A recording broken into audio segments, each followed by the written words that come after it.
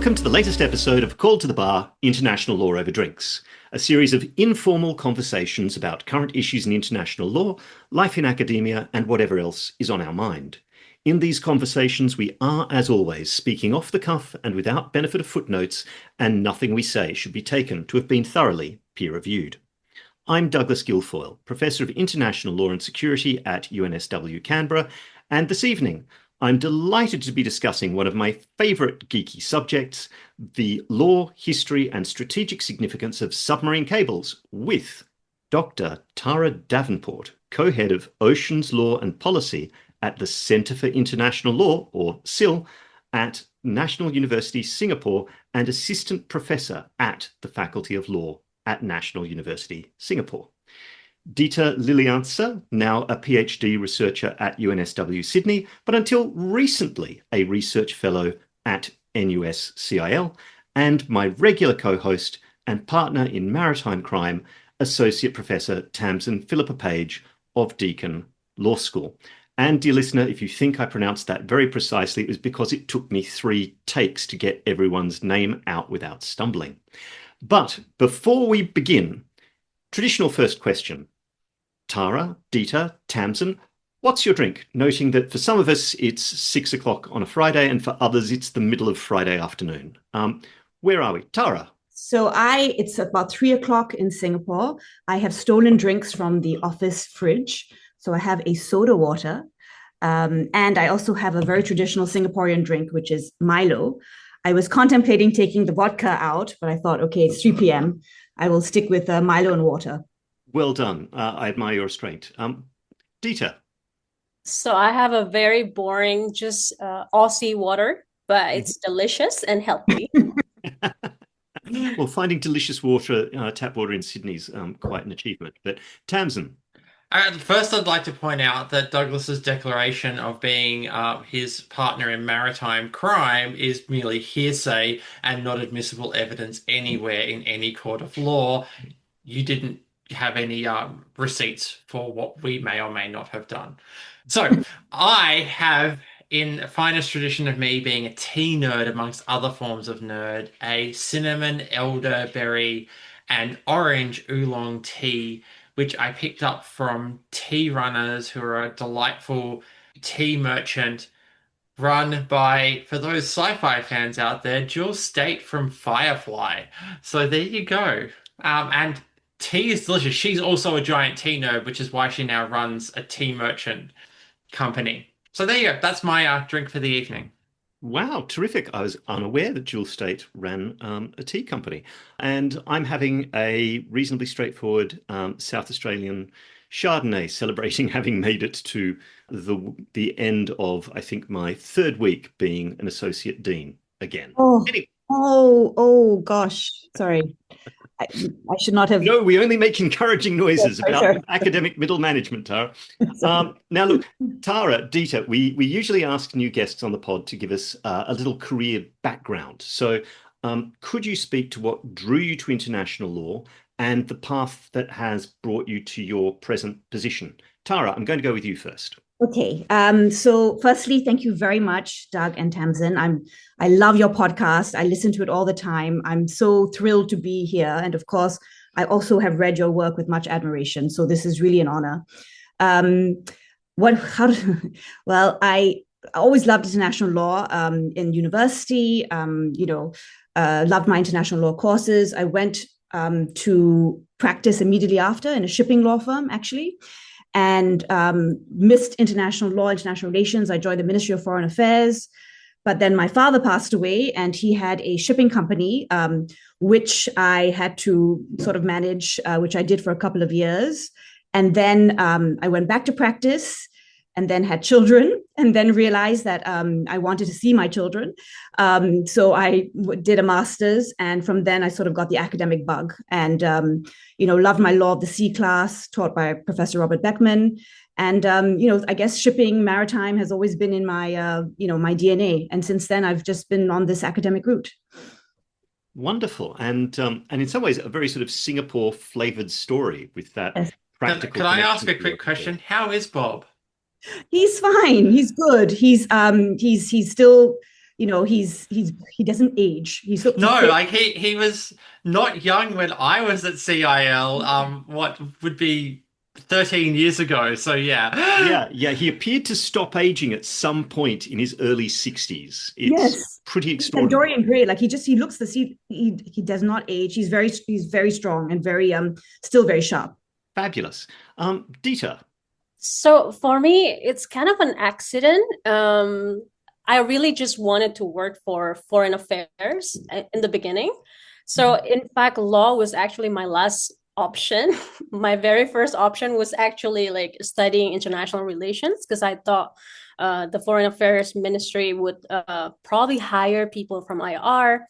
And it's not even my second choice. So my second choice was economics. So law was really an accident. Like I thought, okay, I couldn't do IR, I couldn't do economics. So let me just do law. So that was basically the short story of how I got into law. And I think within that discovery, of why I studied law, I really like my Law of the Sea class in Indonesia. And I think the way it was taught at how Indonesia was contributing to the Law of the Sea Convention kind of struck a really big interest in me. And I thought like, oh, that's a very interesting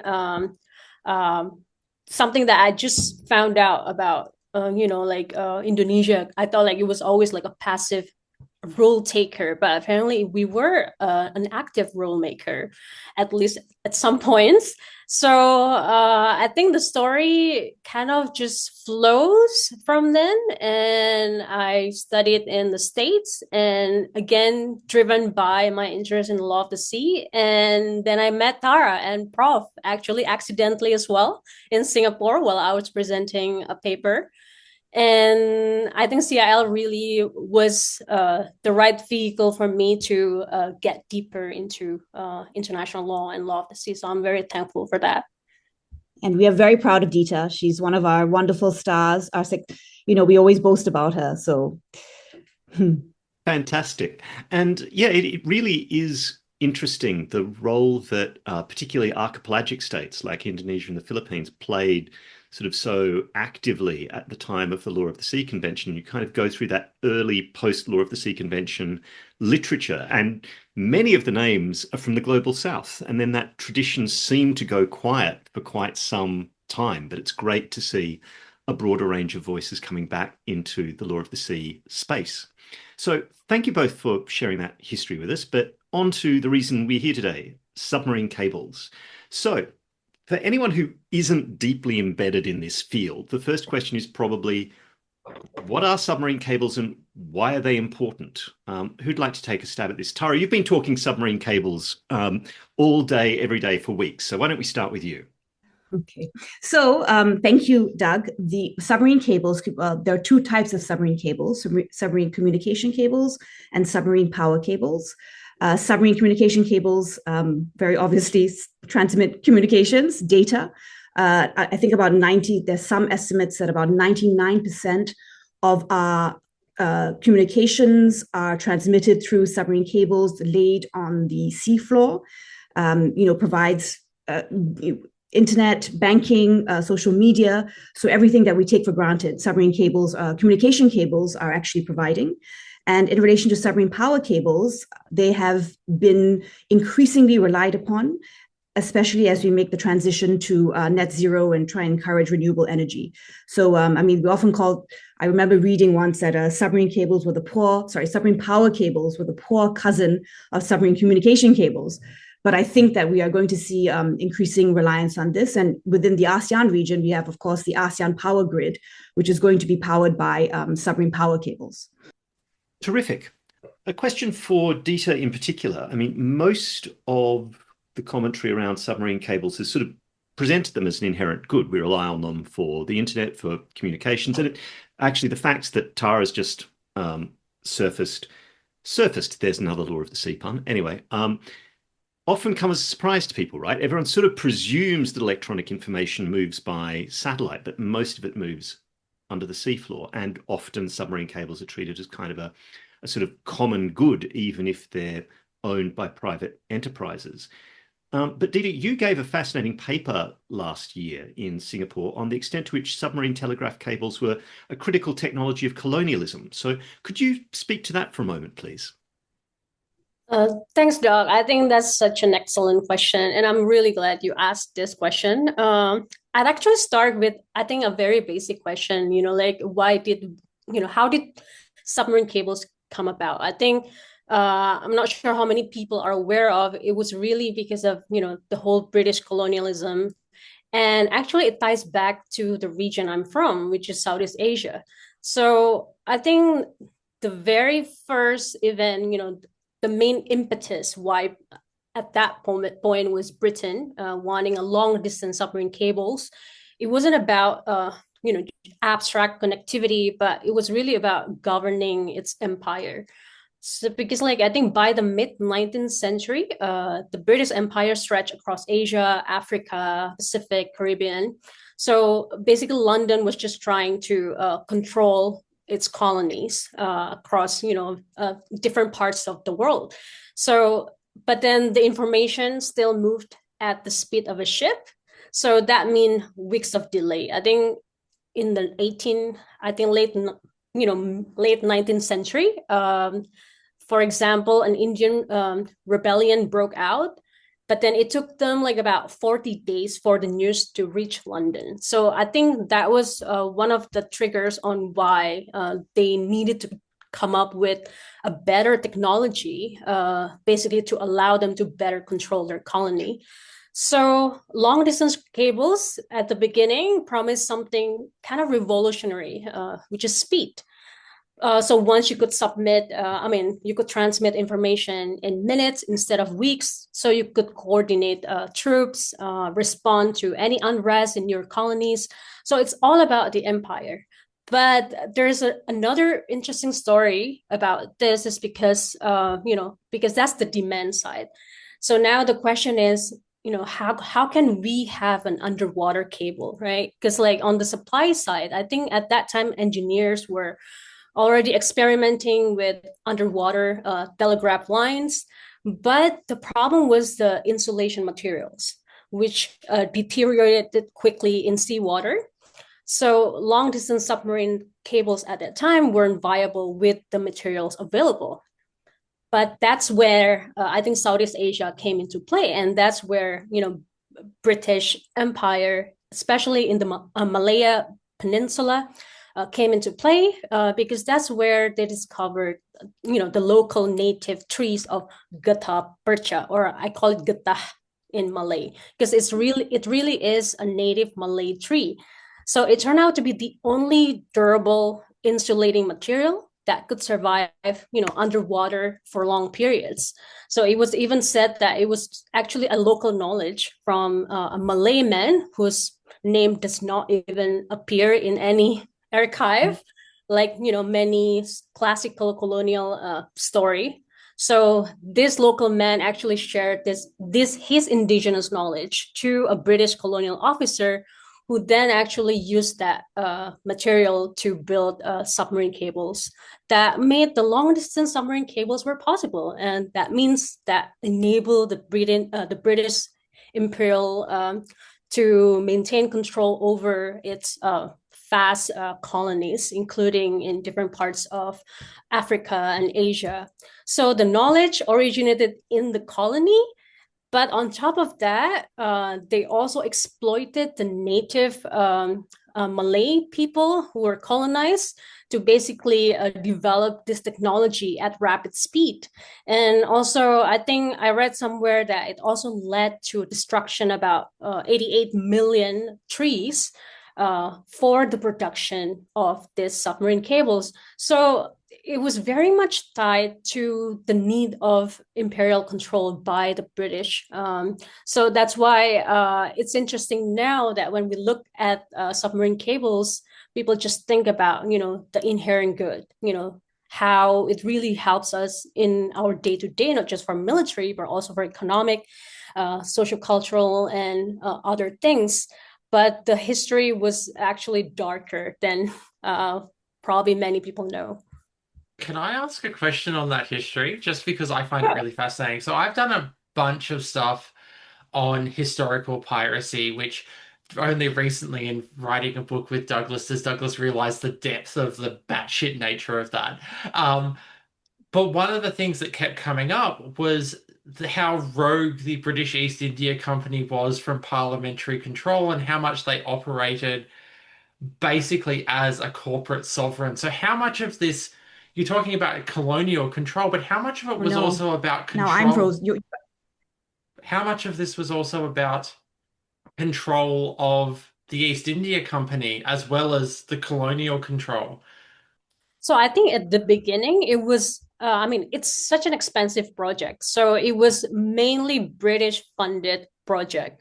So British was basically funding all the research and technology to develop these submarine cables. But I think later on, they don't want to be seen as, the one controlling this cable companies. And I think that's how private firms started to join hands, but it's still mainly British firms because of this development. Of course, other major powers were also looking into developing their own submarine cables. So knowing that a certain company is associated with the British government may not reflect good for their own interests. So I think like one of the British conglomerate even created a shell company, let's say a Spanish company, in order to appeal to a certain to other major power. So there was even a time where Chinese government was also very cautious about the development of submarine cables connecting their territory, to the point I think they hired a Danish firm because they thought it's the least threatening in comparison to. Well, I think we can come back to some of those points as well about kind of geopolitics and submarine cables and the sensitivities around who is seen to lay them. But no, thank you for that really fascinating history, Dita. And one of the things I love from your presentation, which was just sort of a bit mind-boggling when I first saw it, is, and anyone can Google this, podcasting being a visual medium, but if you Google the all-red British Empire telegraph cable map, you see really how important that was as a piece of connectivity to empire. And something we might come back to under the geopolitical head, but I'll mention it in case we don't. But the so-called Five Eyes intelligence sharing network is built around, English-speaking countries, Canada, the UK, the US, Australia, and New Zealand, but they're also built around, to some extent, kind of the legacy of those early cable networks and the fact that these countries are in strategic geographic positions, right? If you're going to get cables right round the world, it's very hard to avoid landing points in these countries in terms of your connectivity. So it still has that kind of post-imperial legacy in intelligence sharing. Right, but let's get back to law, though we must never lose sight of the context. So what's the peacetime international law applicable to submarine cables, and where do we find it, is my first question. And the second is, who owns them and how are they regulated in practice? Who'd like to take a first stab at this? I'm happy both of you know the answer to this question, but I can. Well, everyone knows the answer to this question, but I can start off. No, I can guarantee that 99.9% of our listeners do not know the answer to this question. Thank you, Tamsin. I would say, sorry. So the legal regime governing submarine cables, of course, is. It was a very old regime, which was initially set out in the 1884 Convention on the Protection of Submarine Telegraph Cables, right? And that was negotiated sort of, in response to cuts over cables in the North Sea by fishermen. And I think, there was a lot of concern about, yes, our communications are going to be interrupted. We need to have some convention to protect that. And so you have the 1884 Convention on the Protection of Submarine Telegraph Cables, which applied to cables outside the territorial, the territory of landing states in the high seas. And it basically had several provisions, including the obligation to criminalize damage to submarine cables and pipelines, to have sort of minimum distances between cable laying and cable repair vessels and other vessels, And also a very interesting article, which Article 10, which allowed vessels of any state to visit or verify the nationality of other vessels that were suspected to be engaged in willful or negligent damage to submarine cables. So that was the 1884 convention. I think in the 1950s, when the ILC were drafting the draft articles on the law of the sea, they sort of took the 1884 convention, we refer to the provisions on protection of submarine cables. And they also added provisions, which is that they affirm the customary international law freedom to lay submarine cables.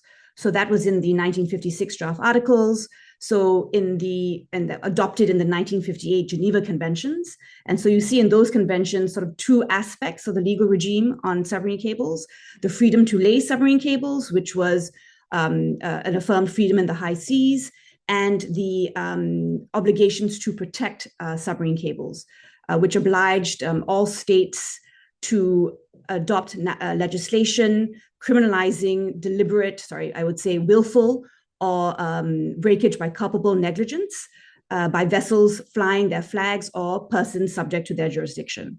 And that ultimately was adopted in the Law of the Sea Convention, the 1982 Law of the Sea Convention, with a few minor modifications here and there. So I would say that would be the very, very, very brief. Bravo. Masterful. And I'm really glad we threw to you on that, Tara. I just want to pull a couple of points out of that. So one thread that listeners might have sort of missed there is essentially the law starts with the 1884 convention, right? When we're thinking about Morse code across telegraphy cables, we're thinking of some, operator a la a Wild West film going ... .. And that law is then copy pasted, with one exception I'll come back to, into the UN Convention on the Law of the Sea via the Geneva High Seas Convention. And now, over 40 years later, it's still the law we've got. Like, we are dealing with law in the 21st century governing critical common infrastructure that is basically unchanged since 1884. And it's really difficult to think of other fields where, absent sort of constitutional law, where the foundations are that kind of far out of sync with where we are now. Now, Tara, you can probably tell me there's all sorts of things we've done since then that kind of plug some of those gaps. But I just want to make that point that we're dealing with, in some ways, very old law. The other 2 points I'd like to make quickly is, one, you flag, again, another law of the sea pun, damn it. You flag the really interesting provision in the 1884 convention, which is Article 10. So Tara talked about, the right of all states to visit and verify the nationality of the nationality of a vessel suspected of being involved in willful or culpable negligence in breaking a cable. Now, that really excites a nerd like me, who literally wrote his PhD on stopping and searching ships on the high seas. So this is something states are really reluctant to allow, right? To allow third-party states to visit their vessels on the high seas on suspicion of a maritime crime. And what's really interesting is Article 10 didn't make it from the 1884 convention into UNCLOS and only binds a really limited set of states. And as far as I'm aware, it's only ever actually been invoked once, I think, off the coast of the US against a Russian trawler that was sprouting a surprising number of antennas during the Cold War. The other interesting thing, in terms of the point Dita was making about, and Tamsin as well, about colonial powers and shaping the law of the sea, is that affirmation that laying cables is customary and is now bundled into the freedoms of the high seas, which are fundamentally freedom of navigation. So you have those two elements that are vital to maintaining a global empire, right? Communication and maritime transport, that just being sort of embedded into international law. So the next question I sort of had was, who owns cables and how are they regulated? I think, Tara, I'm going to dob you in for this as well, but then ask others for sort of supplementary follow-ups. Okay, so thank you, Doug. Yes, sorry, I did forget to mention that Article 10 of the 1884 convention was actually not incorporated into the law. Nothing to apologize for. That's just my geek out moment, he says, doing jazz hands in a visual medium. So who owns them and operates them? So I think, in the early stages, the development of the industry, it was very much British national companies, and I would say, the British Telegraph Company. And then I think in the 1970s or maybe from the 1980s onwards or 1990s, you see very much a privatization of telecommunications, and we have a lot of private cable operators, cable suppliers, mostly private companies. And I think that's still continued on today. And this is in relation to submarine communication cables. I think that the owners and operators of power cables are slightly different. That is usually done via a sort of government-to-government agreement, whereas you don't see that sort of government intervention for submarine communication cables. But yes, it is very interesting, and I think you alluded to this in the beginning. This idea that this is actually, in a way, private property of corporations, right? Laid on the seabed, crossing many jurisdictions, and also serving an essential public good, right? And that, I think, that raises very interesting questions about regulation and who's responsible for their protection, and so forth. So yes, I'll stop there. Well, no, and I might throw to Tamsin on that point, because we've just put a couple of things together, right? Critical public good, private property, but it's lying on the seafloor, and as you put it, Tara, both within and outside national jurisdiction. And Tamsin, what does that make you and me think of? Oh, maybe some pirates? Maybe some pirates. If you're taking private property on the high seas beyond any national jurisdiction, I did not say we're going to get you for some piracy. So in terms of how it's regulated, it depends on what part of the cable you're looking at.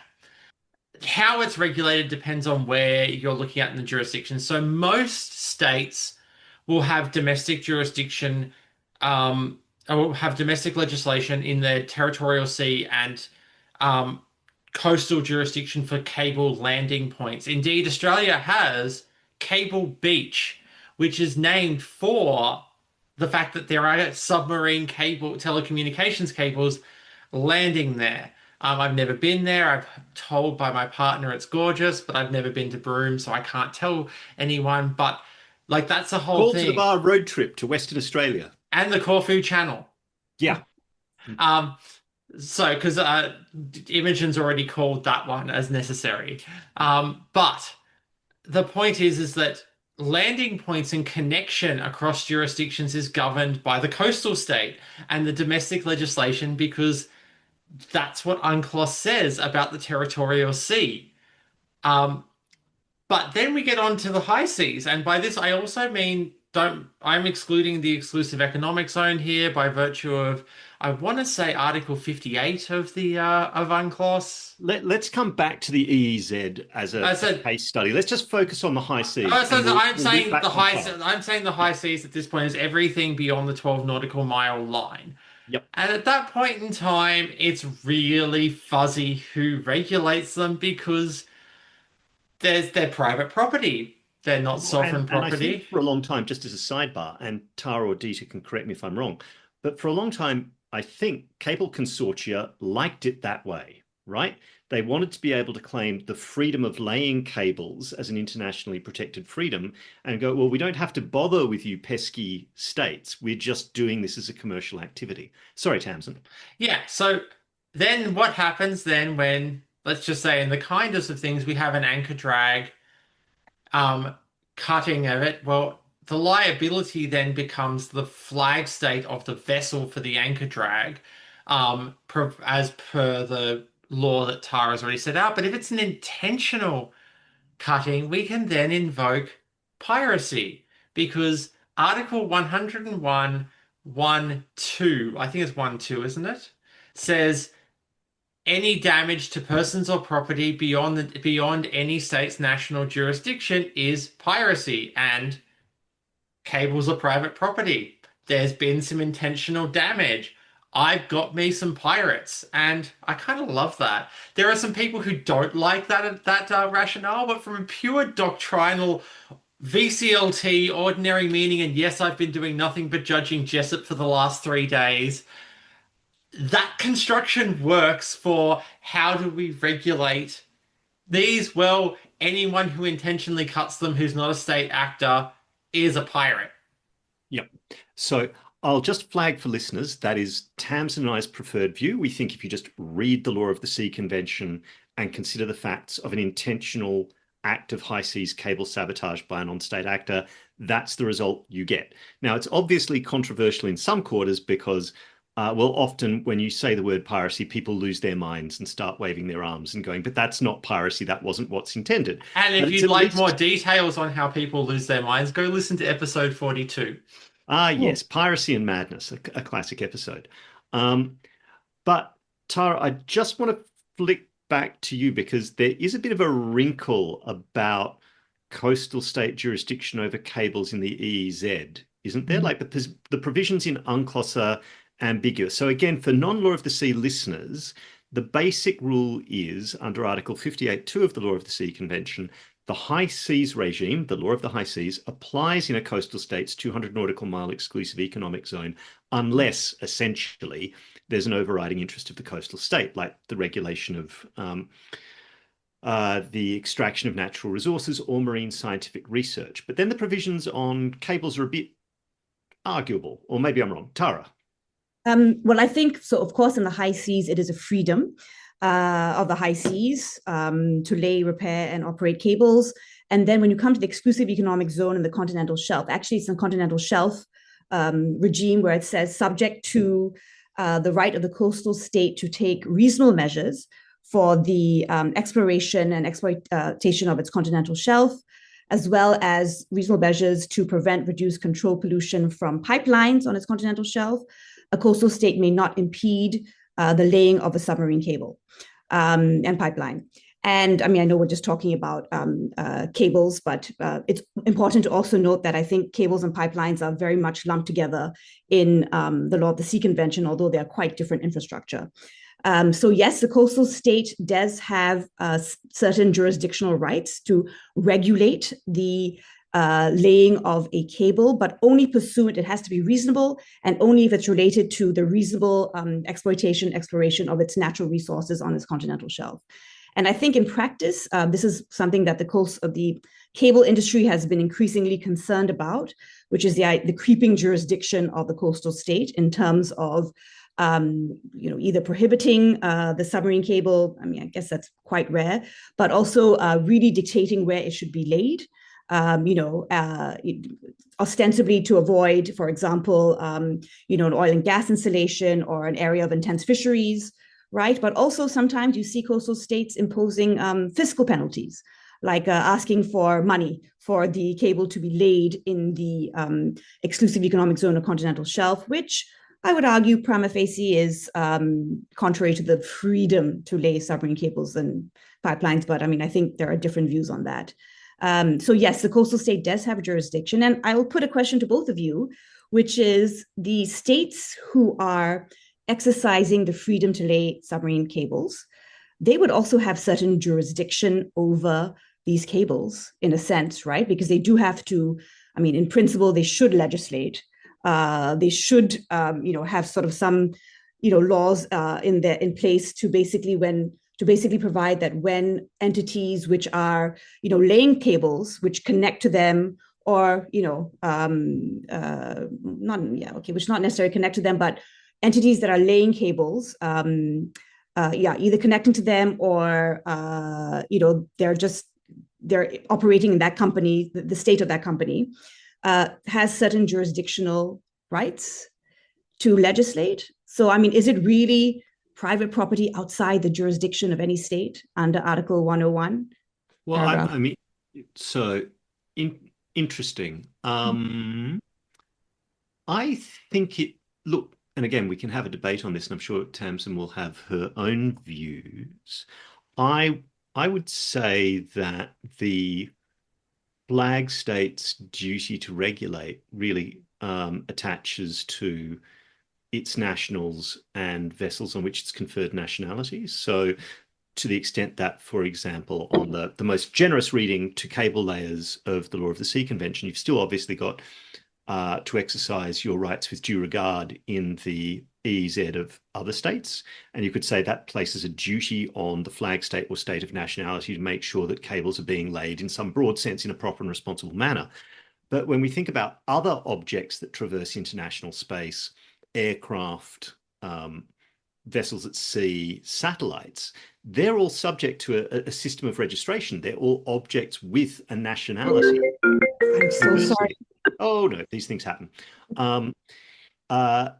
And it's all part of live theatre. No, live podcasting. Well, this isn't live, but anyway. But conversely, submarine cables have no such regime, right? They literally are, to my mind, private property on the seafloor. Tamsin? I'd agree with that. I would say that when they're within the territorial sea and at the landing points on the coast, yes, there is a clear jurisdictional right of the coastal state over them. An argument could be made around a passive personality jurisdiction being exercised on behalf of the owners to damage on the high seas. But I actually think that that's a weaker argument than they're just pirates when it comes to dealing with the damage, because there is no it's private property. It's not a registered object, as Douglas said, in terms of being given nationality. It could be ownership could be horse traded between companies.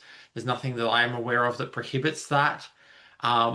Well, and that's another question, I guess. If you're attributing nationality to the object by its owner, who's the owner? And Yeah. many of these things are owned by multinational consortia that may include actually multiple governments. So one other thread I wanted to pull on here, and I know Dita's internet's been a bit dodgy through this call, is we've been talking about high seas, exclusive economic zone, territorial sea. That's a little bit chauvinist of us because we've forgotten the position of archipelagic states. Oh dear, we seem to have lost Dita from the call, but we'll see if we can get her back. So let's carry on. I think, is this a problem with the cables, right? Connecting Sydney? It may well be, but the cable is running between Sydney and Canberra, which should be landlocked, although who knows where the Zoom server is operating from. In any event, so just on your last point, Tara, about some of the creeping regulation of coastal states, I mean, and you're saying charging money for the laying of states, that sometimes goes to things, as I understand it, like surveying, saying before you lay the cable, you have to have a survey. Oh, and by the way, that has to be done with our approval, with a license, and with our regulated officers on board. But then if you have a dispute as to the boundaries of an EEZ, cable operators may have to comply with multiple sets of regulation. The other thing that comes into play, perhaps in the EEZ that I've mentioned, is the concept of marine scientific research. So we've increasingly seen the rise of so-called smart cables that can detect oceanographic data. Now, ostensibly, it's just really useful for a cable, at least in the territorial sea, to be able to detect, for example, if there's a vessel moving towards it, such that relevant authorities can alert the vessel, hey, if you drag an anchor here, you're going to hit a cable. But nonetheless, if they've got that technology, then coastal states can sort of say, well, this cable is inherently engaged in marine scientific research. We have jurisdiction over that. We should be allowed to regulate it. So I guess I'm like, how do those kind of questions play out at the moment? And particular in an area like the South China Sea, where you have multiple coastal states, and in my view, genuinely exorbitant claims of jurisdiction on the part of China, but nonetheless, you have multiple states claiming overlapping jurisdiction. How do those issues play out in your view? Yes, I mean, that's a really good question. I think previously there has been practice, or the cable operators would, sort of remove any sort of obstacle, would ask all the littoral states, the claimant states, for permission if it crossed the South China Sea. I think now, because of, the geopolitics, and also with, I think in a couple of years ago, the Trump administration also said that, it would not allow any sort of Chinese constructed cables to land in US territory. There has been, I have to say, I'm not that sure about what the situation right now in terms of the cables that are going to be laid in the South China Sea. I'm talking to the industry. I feel as if they are avoiding the South China Sea so that they can sort of avoid that issue. So that's one thing. If it's, I think generally the cable operators have tended to err on the side of caution and ask all the different claimant states in the South China Sea. In relation to marine scientific research, that's a very interesting question. And I think it's also, it's, always talk about technology driving law, right? But this is, cables have, the technology has developed such that we can do a lot of things with cables. Right now, they have an inbuilt sort of mechanism to detect danger, which we call the distributed acoustic sensing, which can sense danger and can give alert to the cable operator, who will then, in principle, alert the various authorities or use that data for later civil action.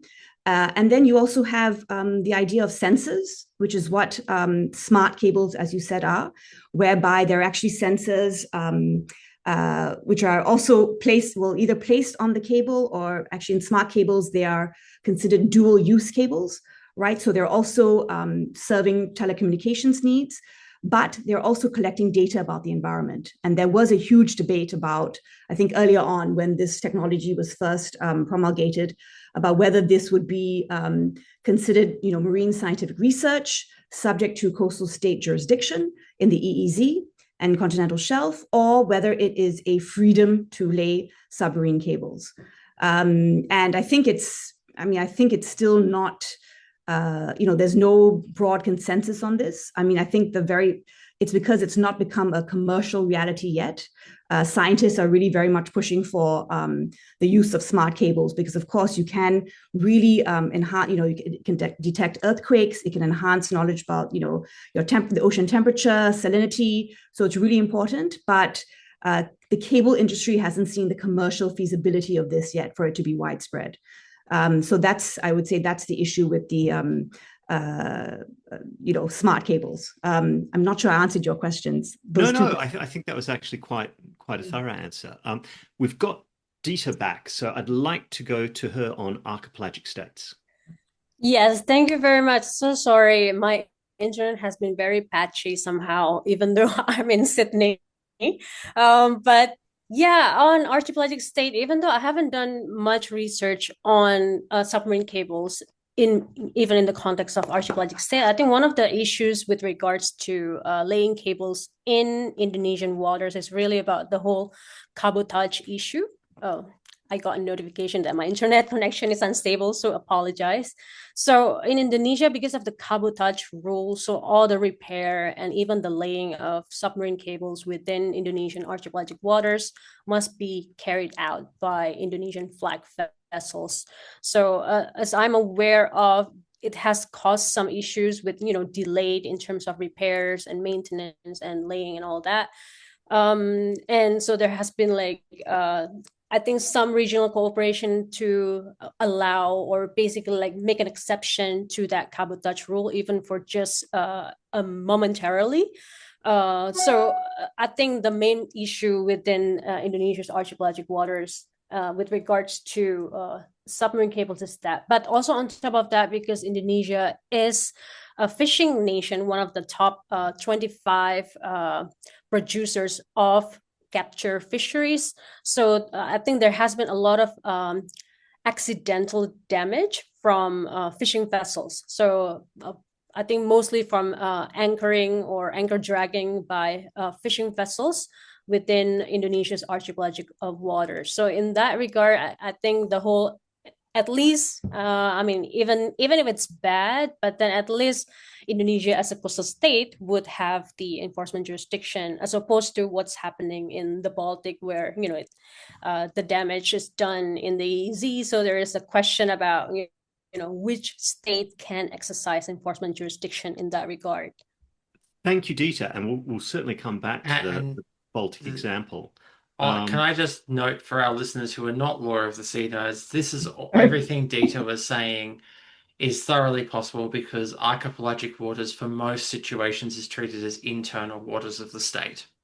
yes, we've discussed the concept of archipelagic waters, I think, in earlier episodes, but just as a refresher, this is the idea that certain states that are exclusively composed of island groups and have no continental territory and meet certain other criteria can claim archipelagic status, enclose their outer limits with straight baselines. So instead of having one wiggly line following the coastline, as you might have in a continental state, you can draw these straight lines across the map.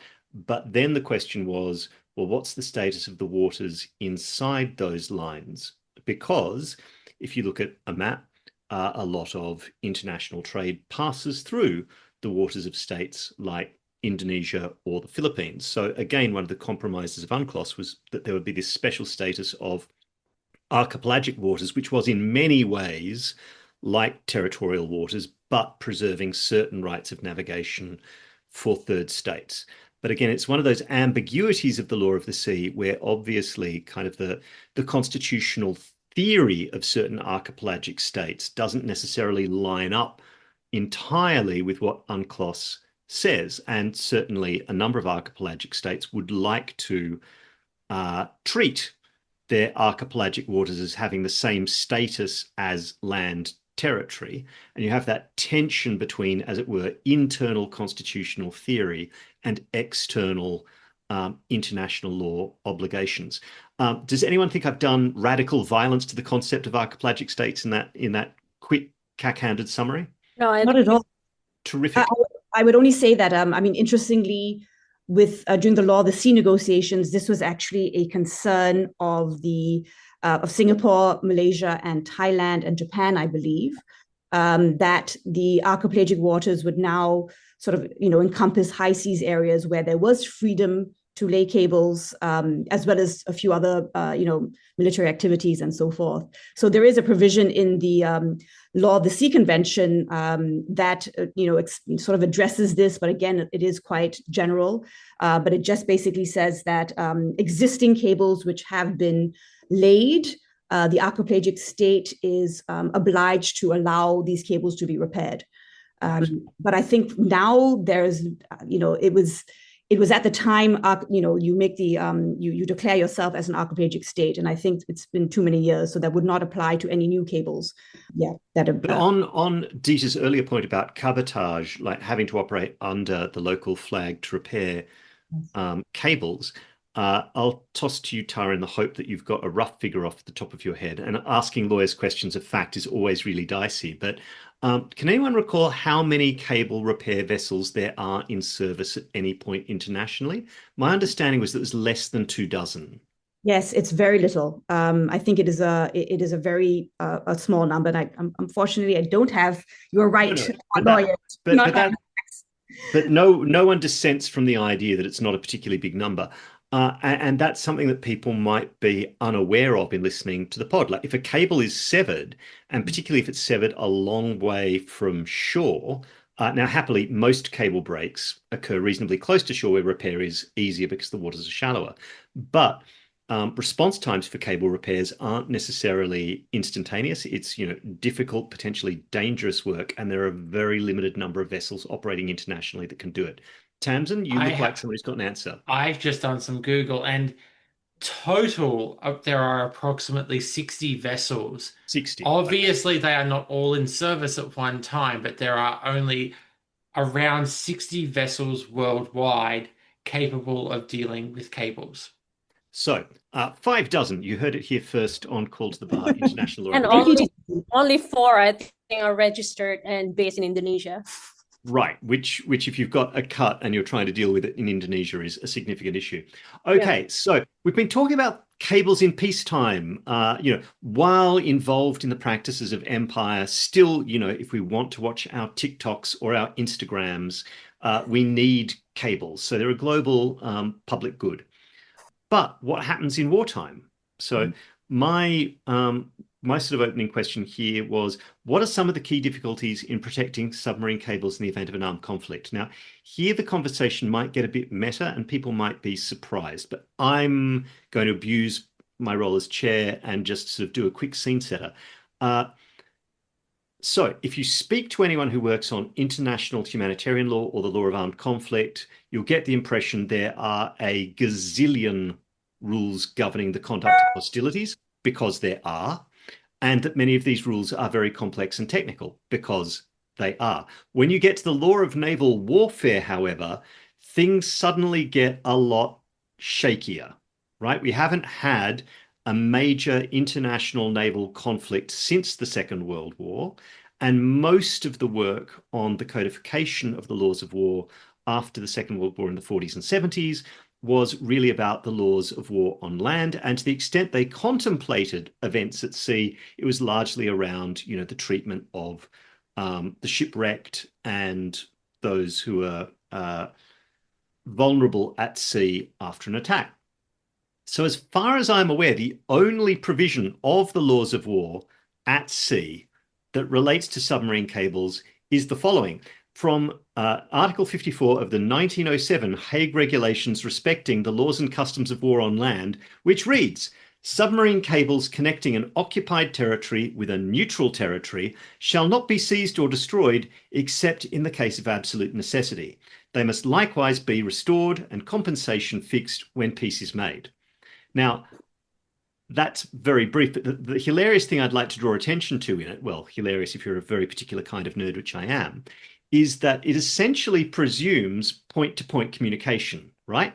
That you're going to have a cable that serves an occupied neutral territory. So you have, for example, I don't know, occupied the Netherlands, and there is a cable connecting to, I don't know, the UK, which let's say hypothetically is neutral in this conflict. You can't cut that, right? Because it's doing neutral service. It's running neutral communications.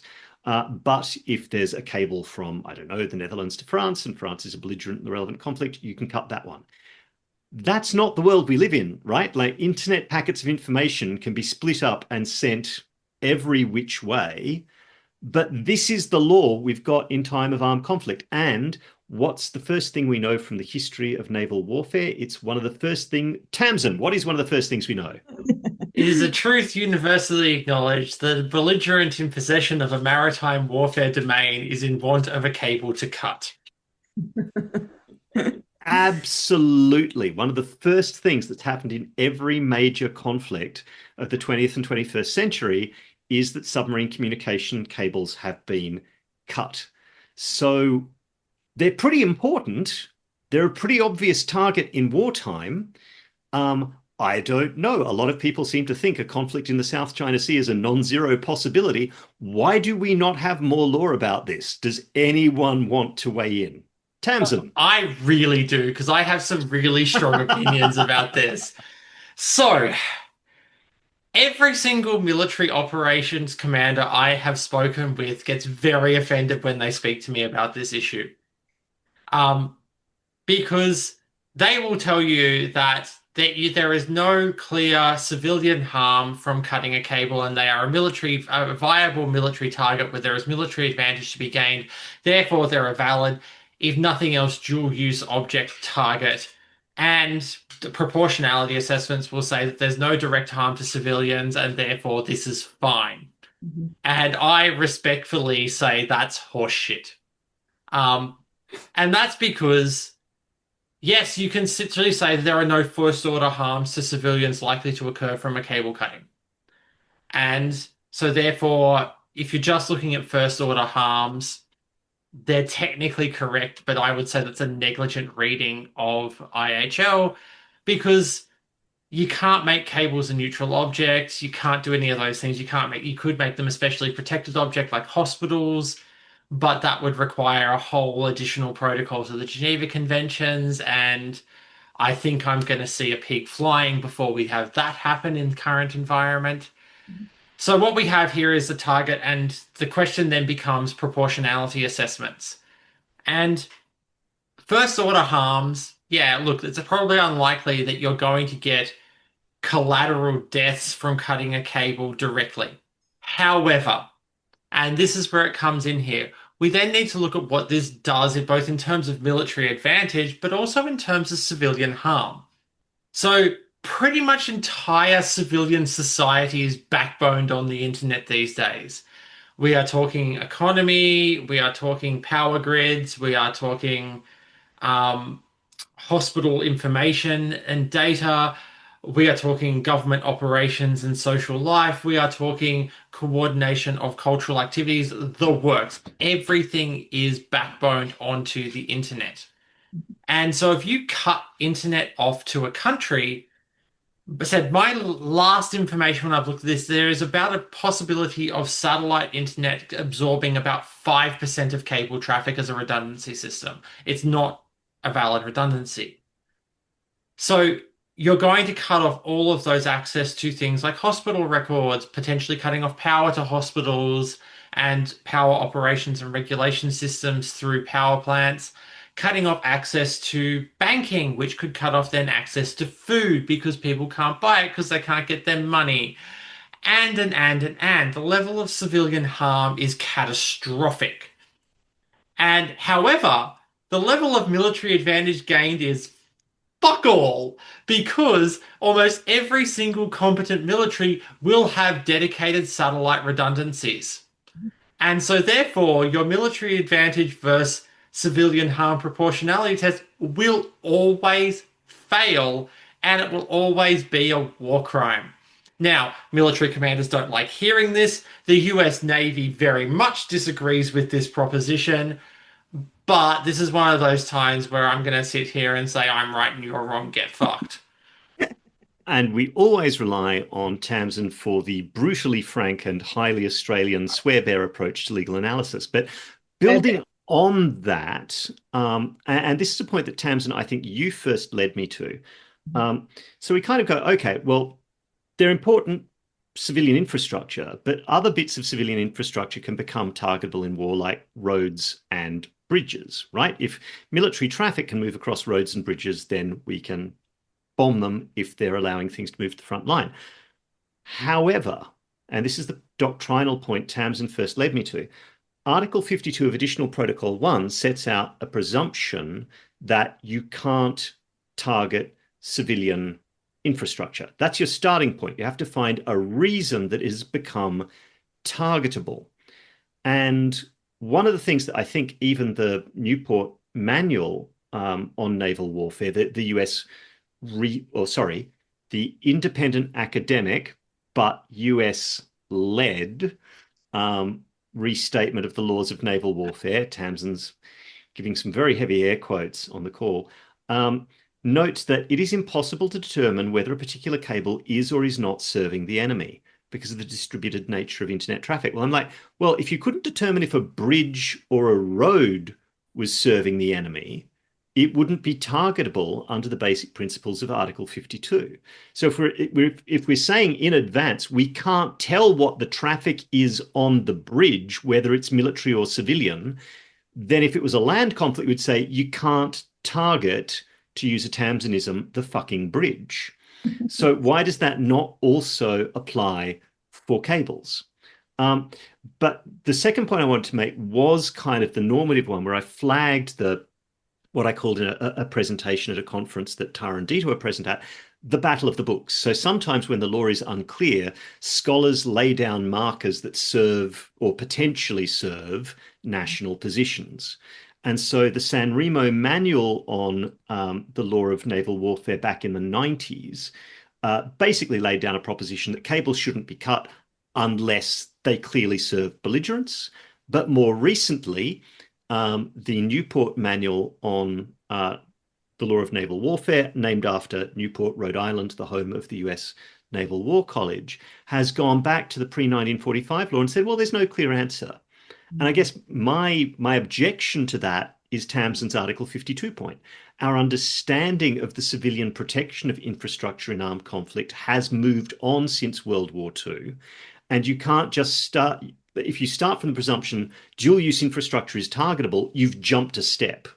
which is you've got to say what has taken this from the box of stuff marked civilian infrastructure to the box of stuff marked dual use. And if you don't have evidence that it is being used by the military, and indeed if that evidence is not obtainable, if it's just a strong supposition, I'm not sure that's enough.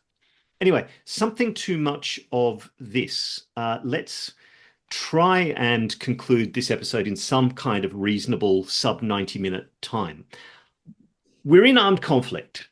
There have been a series of cable cutting incidents in the Baltic Sea. We talked about the need for the 1884 convention arising out of cable cutting in the North Sea. And now we're right back there with vessels that are allegedly part of the Russian shadow fleet cutting cables, heavy air quotes, accidentally in the Baltic Sea. And at least in 2 cases in 2025, Finland went out and arrested 2 vessels and their crews.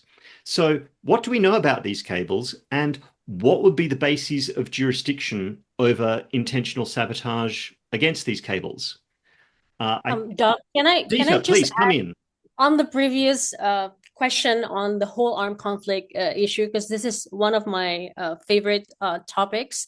It's just, to me, like, if we trace back our conversation to the earliest question that you asked me about the whole colonialism, I think it will also help us see, the context and why certain countries would like to preserve the existing rules, or what they call as lex lata, because the lex lata clearly are more permissive towards belligerents' interests. So, but then if we look at the history, yes, it was much easier and much simpler back then to distinguish between who's cables and who's not, because like we see with the all red lines of the British cables, it was simply connecting all British colonies, and then the US would just connect its own colonies. So they're all separate and they're all fragmented. So the old rules, or maybe the current rules, the only rule that we have from the Hague Convention, I think it makes sense if we read it in the context of, colonial period, because back then it was very fragmented. But then I think the problem now is because the law is not developing fast enough to accommodate that the use of submarine cables have changed from merely imperial tools to now it's more like an inherently good for civilian infrastructure. So in that sense, there is a push, or what some manuals would call it as lex ferenda, in order to kind of like downplay neutral interests in the context of submarine cables. I think one of the things that I found quite concerning within some of these manuals is the fact that they consider due regard obligation in the EEZ as not applicable during armed conflict, or I think they said this is not compatible with the operational necessities of the naval warfare.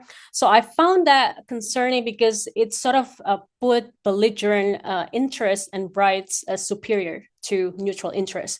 I think within that context, probably it's something that's, that I keep thinking almost every day, like, what's the whole debate about lex lata and lex ferenda? Why are we so anti lex ferenda when the rules governing submarine cables that we have today from the Hague Convention were produced by belligerent powers, excluding what they call non-civilized nations? So now, of course, when you have a regime which only accommodate the voices of those in power, and now you have a more inclusive regime like the Law of the Sea Convention, which includes the voices of the newly independent or formerly colonized people, then I think you're bound to have a tension about, we need a more protective regime that would be in favor of neutral interests. I think that's just an add-on to our previous question. No, and thank you, Dita. That's a super important point.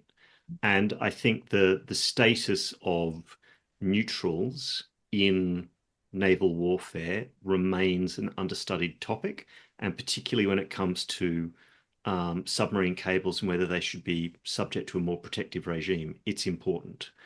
But that does kind of lead us back to this question of sort of grey zone conflict in the Baltic and what we can do around those cable cutting incidents. And I see Tamsin's hand, and I suspect I know the answer. So first of all, I'm going to say for any aspiring PhDs out there, what I just heard from Douglas is that he's happy to supervise a PhD on neutrals in naval warfare with me as the other supervisor. So that's what I just heard there. Now, on to what can we do about this? You arrest them for piracy. If they are not state vessels and warships, they are pirates. At that point in time, you are forcing the state to either acknowledge them as government vessels and therefore acknowledge that they've engaged in an internationally wrongful act by cutting, or you arrest them for piracy and you just treat them as pirates. It's a really simple solution because it forces it out of a grey zone. You are forcing them to acknowledge that these are private citizens engaged in nefarious behavior and therefore subject to concurrent municipal jurisdiction of all states on the high seas for the enforcement of piracy, or you acknowledge that these are state agents acting on behalf of a state and yeah, we did that to your cable and we did the cutting and therefore we committed the internationally wrongful act.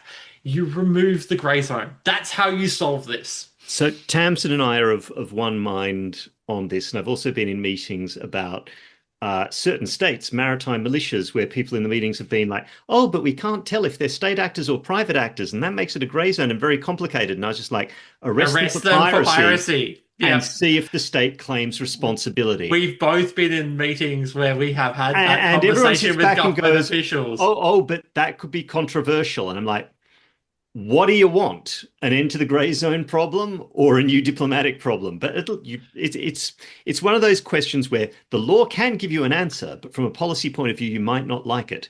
Tara, did you want to come in on this? As the voice of reason and sanity and someone not obsessed with piracy? I'm not the voice of reason at all. I mean, I think I had lots of thoughts going through my head, and now I have to articulate them clearly.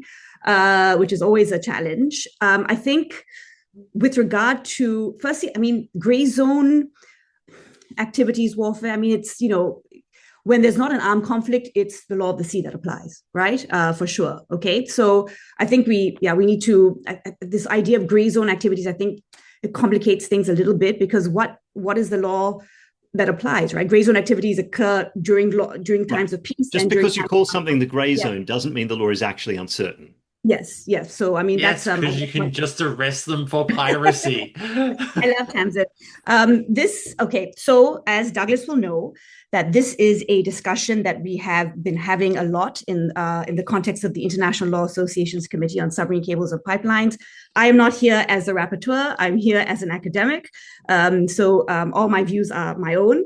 I think that I would just say an observation, which is, I think with the law of the sea, there's a very underlying current of creeping jurisdiction, right? Of abuse, and in particular when it comes to, potential interruptions to the freedom of navigation.